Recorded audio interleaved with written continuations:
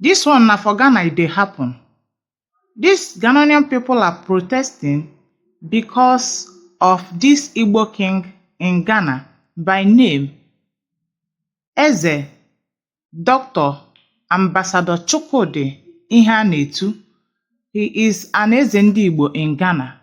There are other Eze Ndi Igbo in Ghana, but this one is their head. They said he came to Ghana in 2012 and he also married a Ghanaian woman. He is rich. Why they are protesting is not because he is an Eze Ndi Igbo. The Ghanaians are protesting because this man revealed his plan about what he wants to build in Ghana. He said that he wants to build an Igbo community in Ghana. He has already acquired 250 plots of land where he will build this very community of Igbo people in Ghana. That's a place that will have shops, school, everything that community needed to live with. Don't worry, very short time I will allow you to listen to him direct and you will hear everything that he said that he will build in that community. He said that there will be plots for people to acquire and build any type of house they want to build in that community. So because of all these his plans, the Ghanaians are not happy over all these plans this man have. In fact, they said that he is trying to build an Igbo community that will settle forever in their land. That is why they are angry over his plan. But come to think of it, even in our own land, because me as an Igbo lady, I know we are welcoming, we are so welcoming. We don't joke with strangers in our land. We are very welcoming people. But I haven't seen anybody living in our own land that will just want to build another community that he will be ruling over them inside our own, that will just keep quiet. Just think about it. Just think about it. This man that is having such plan in another man's land, what and what have he built in his own land? I mean in Igbo land. Even if he have some investment in Igbo land, he can continue to invest there, where he knew that no one will say to him, you have done too much, you are overdoing it. If this man has gotten married to an Igbo woman and he's building all this in Igbo land, nobody would have said to him, you are doing too much. We no longer like how you keep developing everywhere. I don't think no one would have said such to him. I don't know why our people drive joy in developing other people's land, even when those people no longer like it. Let me leave you to hear from him directly. Igbo town in Ghana, and of course, the first in the world.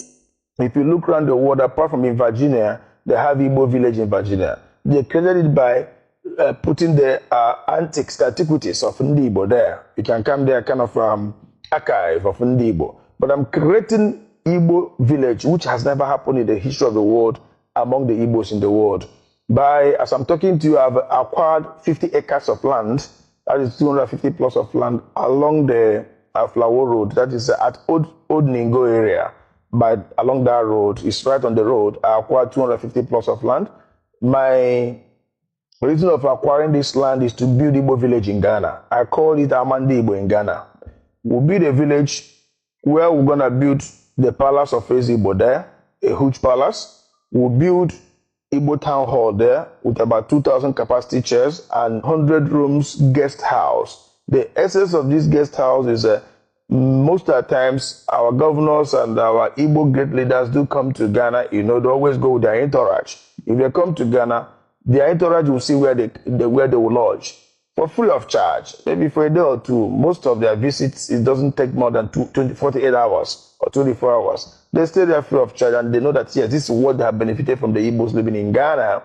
Again, our people that have accommodation problem and all that will come there at least for 2 or 3 days before they can get out of the country, or those that come into the country in one way or the other will have accommodation of 100 rooms guest house. We will also, in the palace of the Igbo, we will also have apartment there for special guests like governors and ministers. And in future, I know that we, the Igbos, will provide president in Nigeria. And I know that the president that will rule Nigeria at time to come must be an Igbo man. And one day, by the special grace of God, he's also going to be part of those that are going to lodge at the guest house there in Igbo village. In that Igbo village, my good brother, what I want to do there is we'll create streets there.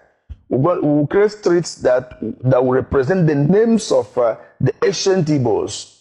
We'll create the streets that will bear the name of Sambakwe Street. That's the ex-governor of Imo State. We'll create a street that will bear the name of Dr. Nnamdi Azikiwe, the first president of Nigeria. We'll create a street that will bear the name of Nzogwo. We'll create a street that will bear, of course, the name of my father also, Zemaladi Henetu. And all the great Igbo leaders that they have gone, and those are present, will create streets in their name that will represent them in Igbo village in Ghana. And this Igbo village in Ghana, every Igbo man all over the world have rights to come there and buy property. Either you want a plot of land or 2 plots of land to build your dream house. We're also going to build tall buildings of maybe 6th floor or 7th floor. We'll sell them flat by flat. And we will have a single entrance in this Igbo village. When you come in there, you know you're coming into Igbo village in Ghana. From there, Igbos will expand. We will build markets there. Igbo market will represent there.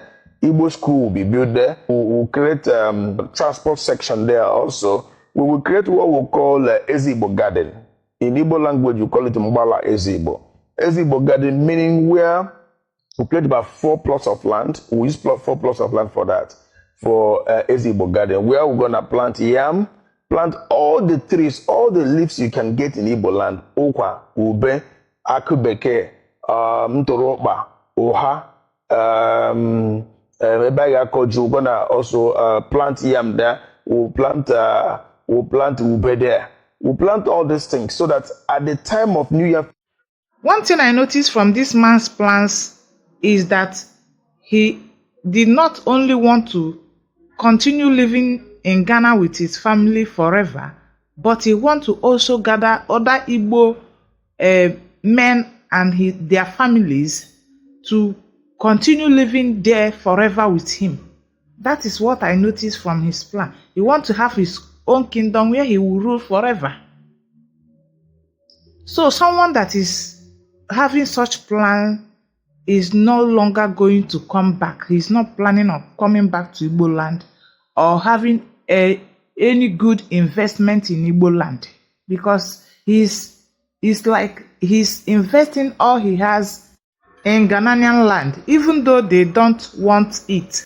You can say what you think concerning this video in the comment section. Thanks for watching.